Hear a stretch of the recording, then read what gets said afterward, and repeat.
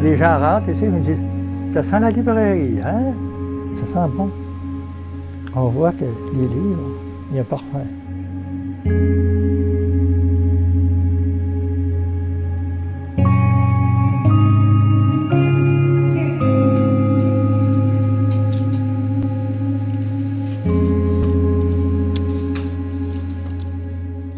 Louis Prudhomme, propriétaire de la librairie Louis Fréchette. La librairie Louis Fréchette a été ainsi nommée grâce à un auteur du 19e siècle, Louis-Honoré Fréchette, un grand écrivain québécois. Chez nous, c'est une personne dont il faut commémorer le nom continuellement. Quant à moi, c'est un modèle.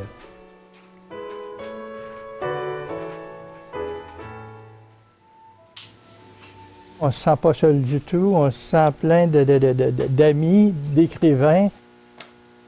C'est comme si on avait toute une foule autour de soi. On a des génies, on a des poètes.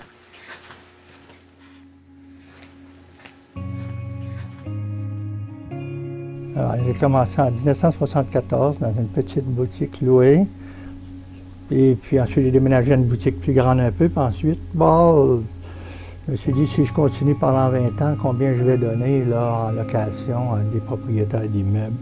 Ce ne serait pas mieux d'avoir cet immeuble-là pour moi afin de pouvoir avoir un fonds de pension raisonnable quand je le vendrai.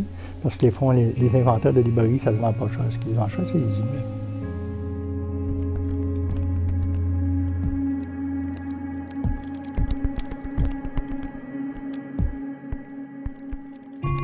J'ai toujours des choses à faire, hein?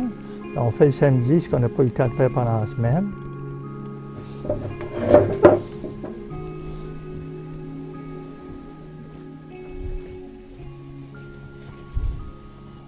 Personne qui pouvait avoir un livre pour faire des poupées.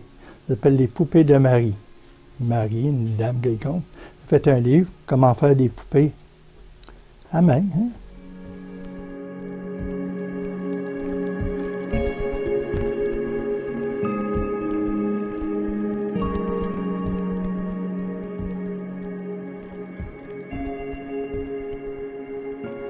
Les gens rentraient dans les librairies, puis 70% de ce qu'ils achetaient, c'est ce qu'ils prenaient sur les tablettes. Aujourd'hui, 80% de ce qu'ils achètent, on ne l'a pas en stock, c'est l'inverse. On fait tout venir. Donc, le travail est beaucoup plus complexe et beaucoup plus coûteux qu'à cette époque-là. La compétition ne vient pas des bibliothèques, elle vient plutôt du marché commercial.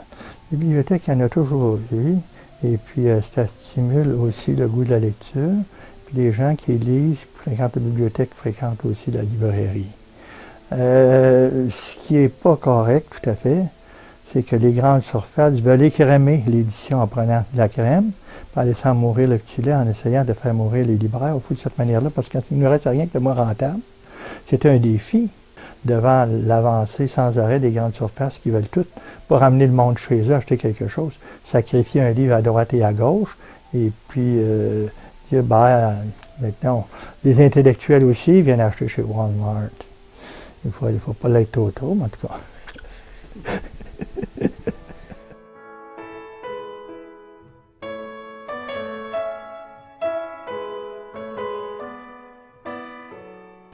Alors, c'est le désir qui est au départ de tout ça. C'est pas juste l'aspect financier, parce que les librairies, on peut gagner sa vie avec ça, mais ceux qui rêvent de devenir riches ont de très, très grands rêves en couleur.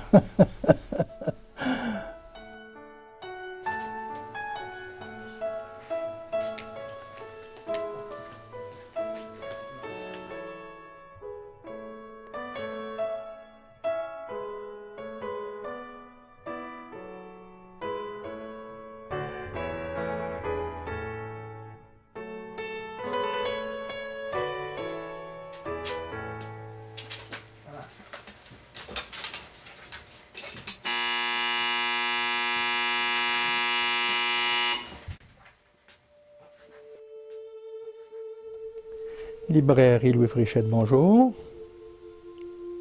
Oui. Oui, madame. Oui.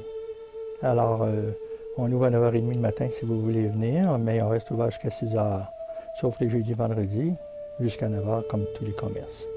Mais venez pas le dimanche, on est fermé. Ça va? Merci, bonjour.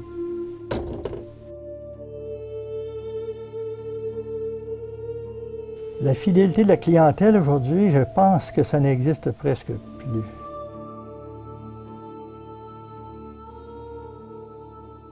Mais j'en ai quelques-uns, de grandes exceptions à la règle qui viennent ici 4, 5, 6 fois par année acheter quelque chose.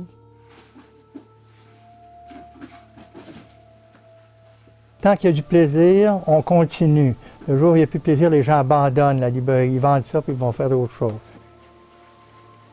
Puis je ne les blâme pas, c'est comme ça que doit être la vie.